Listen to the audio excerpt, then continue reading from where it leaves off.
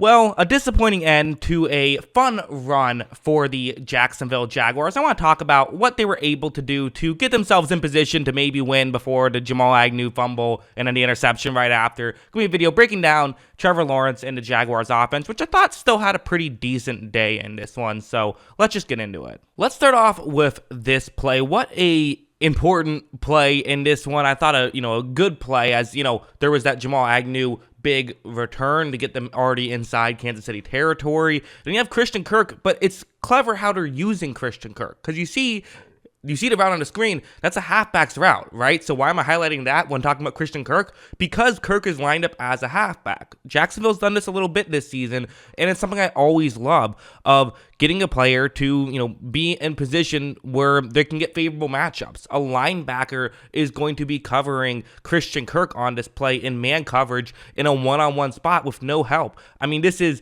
not a good situation for Kansas City, and realistically, they probably should have tried to figure something else out here. Make sure, do whatever you can to at least get a safety, a defensive back of some kind on Christian Kirk. But when you line up a very talented receiver as a halfback, well, then this kind of stuff can happen. Look at how when this play begins, you see that right here. Again, it's not like it's wide open at this point. It's simply a matchup thing. Of Christian Kirk one-on-one against a linebacker, he's going to win this matchup. And when you say, give credit to Doug Peterson, and what Doug Peterson does well, it's oftentimes stuff like this. Of sometimes being a little bit creative in finding ways to, get your players to succeed. I mean, he came from the Andy Reid coaching tree, and they both think very similarly at times. And, this is definitely something that, it's a creative thing that you would definitely expect Reid to do, but it's also something you expect Peterson to do. It also helps that you're going to see a just beautiful throw from Lawrence, and the linebacker could not play the ball there because he was, just doing whatever he could to try and keep up with Christian Kirk. It's just a speed thing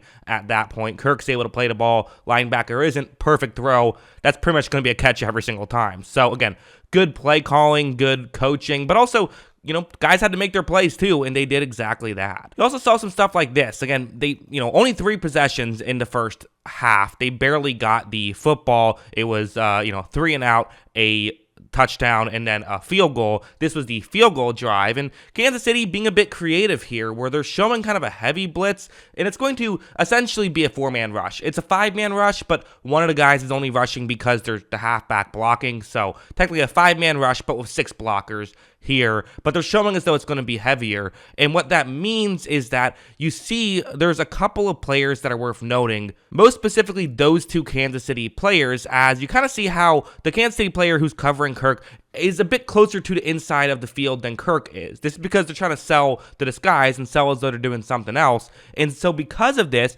it now means that initially you're going to be a bit out of position. That's the trade-off from, you get the disguise, you can potentially fool Lawrence, but the issue, of course, is you're basically just giving up a step. And on some receivers, you can do that. Really, I think Kansas City probably should have been paying more attention to Jacksonville's best receiver, the guy who is living up to his contract. I mean, that drop was tough, I get it, but you know what I mean.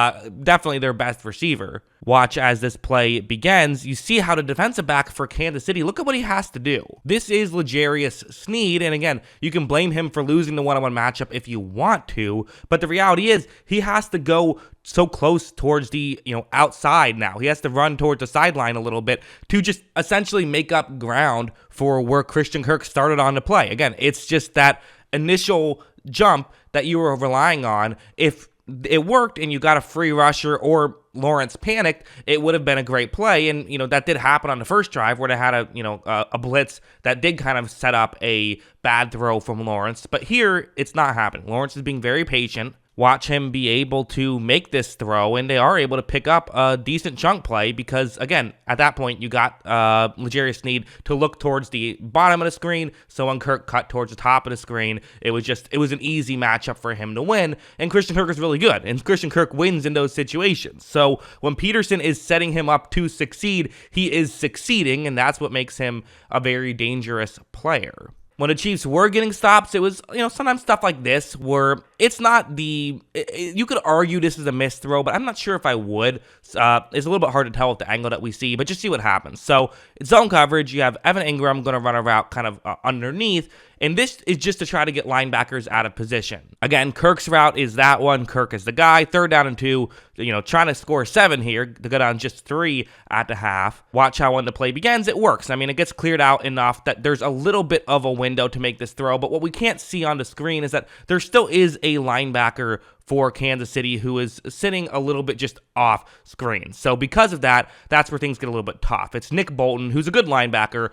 He's played well for Kansas City since coming into the league. So he's someone where if you're going to make this throw, you got to be a little bit cautious, and I think that's what Lawrence is deciding to do here. Lawrence is basically making a decision to say, hey, we're getting 3 points on this drive. We're going to be down just 1 score going into the half, assuming Kansas City doesn't score on their last possession, which we know they did not. That doesn't mean throw the ball away necessarily, but put the ball in a spot where only Kirk could get to it. There's no chance of anyone else getting to it. Look, he throws it low. Kirk isn't quite able to get there. It was a bit too low, but the reality is you'll take that as opposed to if it was an interception. So I think that was the decision Lawrence was making there, but it's a way you're able to get a stop for Kansas City. I thought this play was, this was a mistake mistake in a couple of ways. First, once again, you have a scenario where Kansas City not paying enough attention to Christian Kirk right here.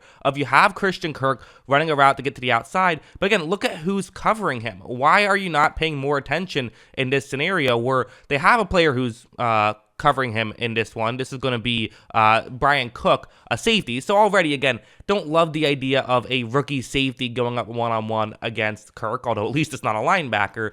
But again, I kind of get it because Kirk is the slot receiver. This is what makes Kirk such a valuable asset, is, they use him similar to how the Rams use like Cooper Kupp, putting him in unique spots, giving him favorable matchups. But that would be fine. But Cook has to at least get over there. Don't worry about the disguise so much. Make sure that you're in position to cover him, especially after you've gotten beat a couple times already. Like, watch how when this play begins, with that extra space, Kirk is easily able to win. He gets wide open, and the reality is this is a throw that Lawrence has to make. Lawrence should have made this throw. The one caveat I have to say is I don't know. I think this is a missed throw. It's possible there was a bit of a communication thing. It's possible that he thought that Kirk was just going to cut a little bit earlier, and that's why the throw was underneath. That's definitely possible. But as you see, it's still a low throw. I mean, it's still one that, whatever it is, whether it's a communication thing or a missed throw, it was something that they had to make. They had to hit on that. And that cost you a possession right there, and you would have had the ball in pretty good field goal range. That's a tough one. So yeah, again, like I said, there were some nice things in this one, a couple of mistakes, and the reality is, against Kansas City, just 17 points was not going to be enough. You were going to have to put up more if you're going to want to get this victory, and it nearly did. Again, that Jamal Agnew fumble doesn't happen. Who knows how this game ends? You can't pretend like everything would have gone exactly the same way if that fumble, went the other way. That's just not how that works. I give them a ton of credit. Nobody thought that they would be here. No one thought they'd be in the playoffs, week 10, week 11. The fact that they got here and really had a chance to win this game is definitely impressive, and I give them a lot of credit. But that's kind of what I thought of this game. What do you guys think? Let me know in the comments below. Always love hearing from you, and of course, as always, thanks for watching.